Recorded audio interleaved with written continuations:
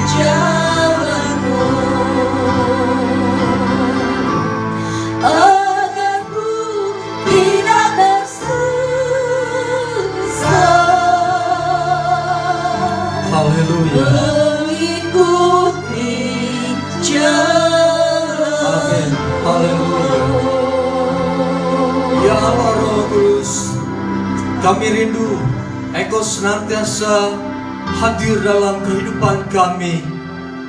Dan biarlah pada saat ini juga Roh Kudus memimpin kami dalam mendengarkan firman Tuhan. Terpujilah nama Tuhan. Dalam nama Tuhan Yesus kami berdoa. Haleluya.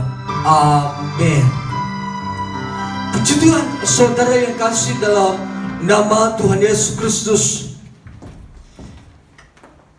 Kita akan mendengarkan firman Tuhan yang berjudul selaraskan keinginan kita dengan keinginan Tuhan.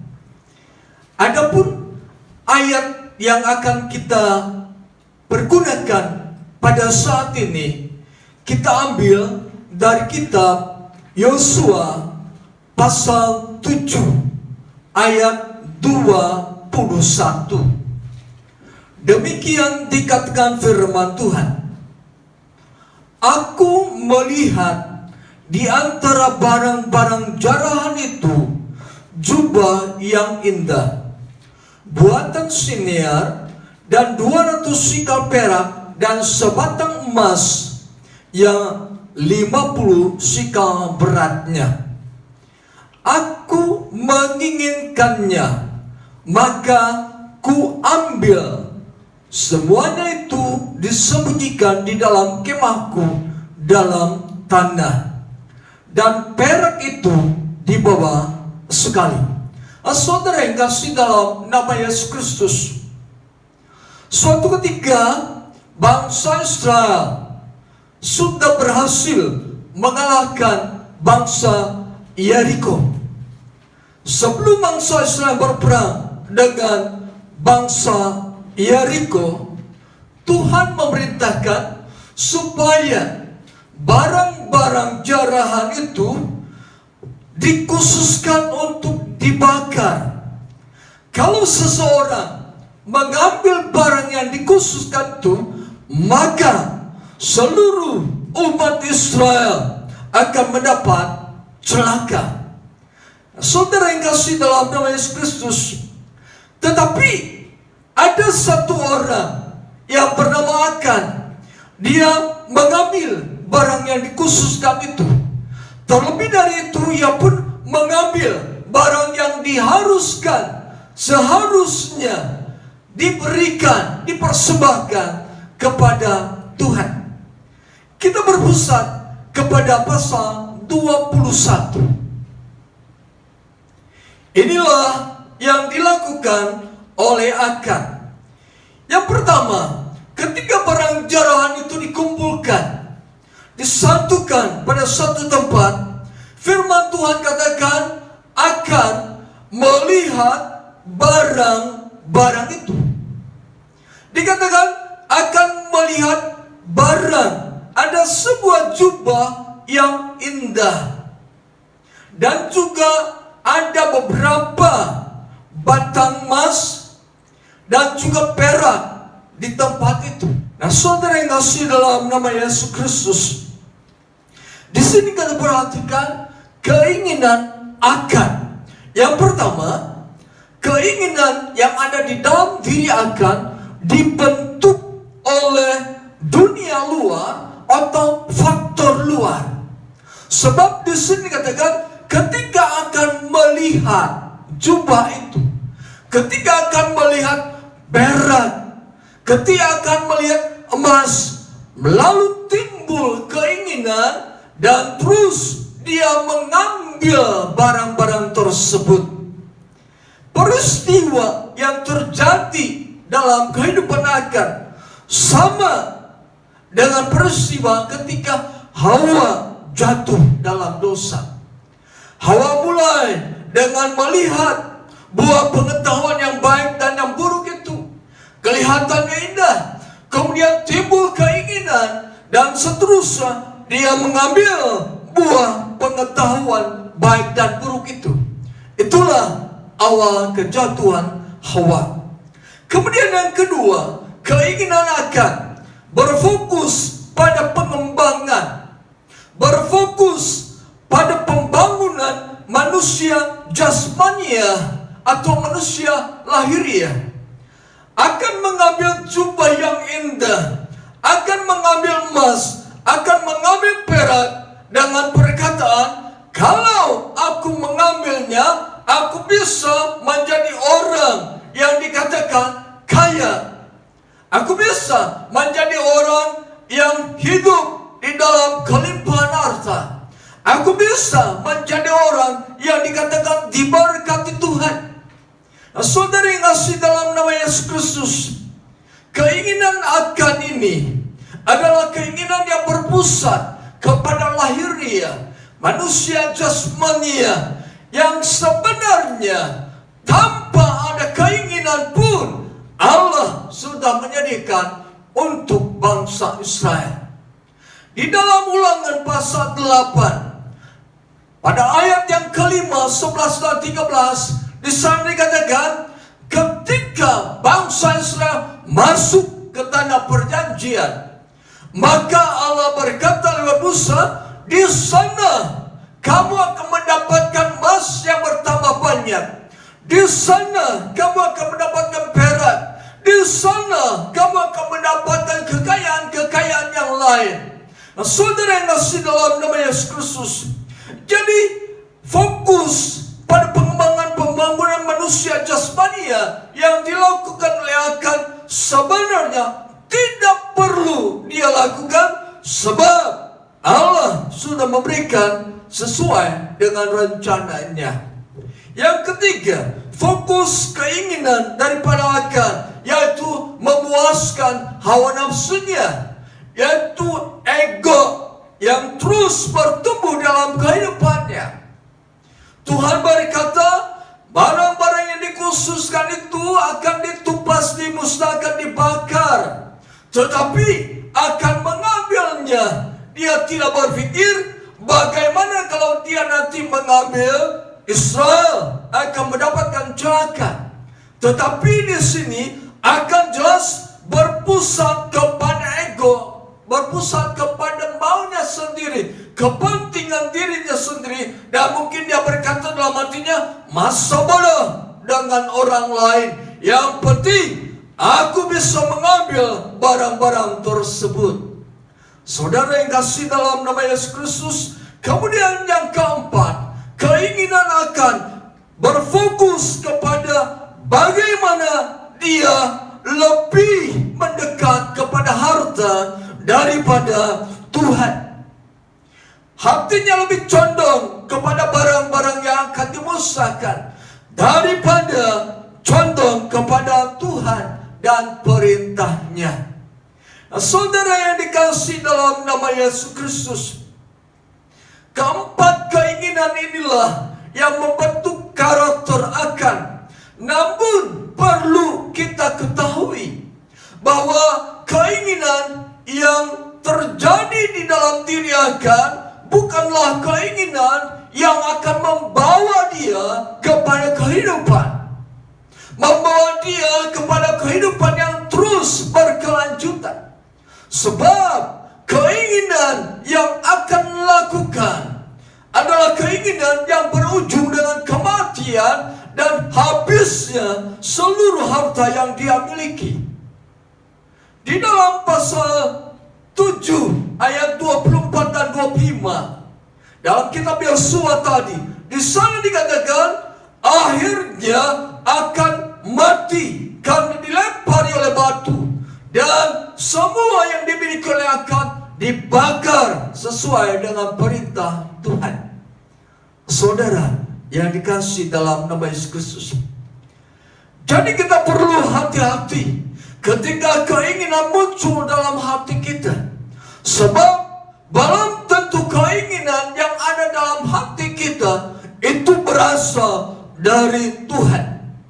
Bisa saja keinginan itu timbul karena setan membujuk kita untuk menginginkan sesuatu. Bisa saja keinginan itu timbul dalam diri sendiri yang sifatnya kedagingan dalam kehidupan kita. Saudara akan melakukan keinginannya jelas berujung kepada kematian. Kalau kita ingin mempunyai keinginan, ingin melakukan sesuatu, ingin mendapatkan sesuatu, hendaknya keinginan kita harus berfokus kepada firman Tuhan. Kita harus menyelaraskan keinginan kita dengan keinginan Tuhan. Apakah keinginan kita itu selaras dengan keinginan Tuhan? Kalau keinginan kita selaras dengan Tuhan, baru kita lakukan. Tetapi pada saat keinginan kita tidak selaras dengan perintah Tuhan, harus kita berhentikan. Sebab keinginan yang tidak selaras dengan kehendak Tuhan akan berakhir dengan kegagalan, berakhir dengan kehancuran, berakhir dengan ketidaksuksesan, berakhir dengan kecewaan, berakhir dengan keputusasaan. Sebab apa? Tuhan tidak menghendaki apa yang kita perbuat. Saudara yang dikasihi dalam nama Yesus Kristus, pada saat keinginan kita selaras dengan keinginan Tuhan, sesuai dengan apa yang Tuhan mau, maka di sanalah letak kehidupan yang akan Allah berikan kepada kita. Seperti Tuhan berfirman lewat Musa kepada bangsa Israel. Tuhan berfirman, "Hai Israel, pilihlah kehidupan, yaitu dengan cara mengasihi Tuhan, hidup menurut jalan yang ditunjukkannya, berpegang pada perintah, ketetapan dan peraturan-peraturannya. Dengan demikian, kehidupan yang dijalankan itu akan mendatangkan berkat dalam kehidupan mereka." Firman Tuhan juga katakan bahwa mereka akan mendapatkan sesuatu yang lebih baik lagi ketika mereka ada di tanah perjanjian. Saudara yang dikasihi dalam nama Tuhan Yesus Kristus, jadi jelas bahwa keinginan yang ada dalam kehidupan kita harus diselesaikan, harus diselaraskan dengan kehendak Tuhan, dengan keinginan Tuhan, supaya pada saat kita melakukan, menyatakan keinginan itu, Tuhan beserta dengan kita dan ada kehidupan di dalamnya. Saudara, mengapa kita harus menyelaraskan keinginan kita dengan keinginan Tuhan? Sebab kita harus sadar, kita manusia, orang percaya, diciptakan oleh Tuhan menurut gambar dan rupa Allah. Kemudian kita juga harus sadar bahwa ketika Allah menciptakan kita, maka Allah menghembuskan rohnya ke dalam hidung manusia ciptaannya. Dengan demikian dapat kita katakan segala keinginan kita harus selaras dengan kehendak Tuhan. Sebab kita diciptakan sebagai manusia yang di dalamnya ada karakter Allah.